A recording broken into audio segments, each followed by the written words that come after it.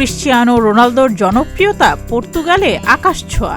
রোনালদোর জনপ্রিয়তা এতটাই বেশি, সেখানে যদি নির্বাচনে দাঁড়ান তাহলে দেশটির প্রেসিডেন্টও হয়ে যেতে পারেন।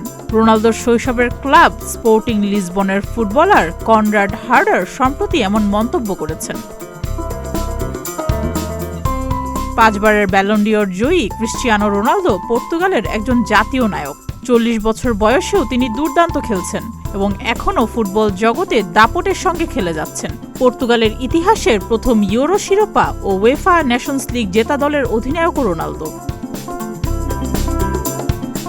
রোনালদোর ক্যারিয়ার 2 দশকেরও বেশি সময় ধরে বিস্তৃত।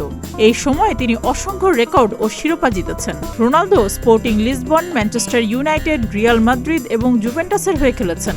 বর্তমানে তিনি সৌদি প্রো লিগের ক্লাব আল নাসরের হয়ে মাঠ কাঁপাচ্ছেন। পর্তুগালের ক্লাব স্পোর্টিং লিসবনে খেলা তরুণ প্রতিভা কনরাড হার্ডার বলেছেন, স্পোর্টিং লিসবন ক্রিশ্চিয়ানোর জন্য গর্বিত। তবে তিনি শুধু এখানেই পার্থক্য গড়ে দেন না, পুরো দেশেই তার বিশাল প্রভাব রয়েছে। আমি যা ভেবেছিলাম তার চেয়েও বেশি। রোনালদো যদি প্রেসিডেন্ট পদে নির্বাচনে দাঁড়ান, আমি মনে করি তিনি জিতবেন। ক্যারিয়ারের এ সময়ে এসেও পর্তুগালে রোনালদোর জনপ্রিয়তা একটুও ভাটা পড়েনি, যার ফলে তার প্রেসিডেন্ট হওয়ার সম্ভাবনাও উড়িয়ে দেওয়া যাচ্ছে না একেবারে।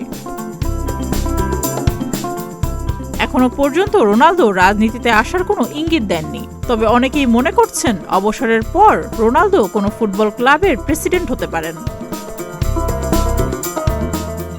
সুস্মিতা, প্রতিদিনের বাংলাদেশ।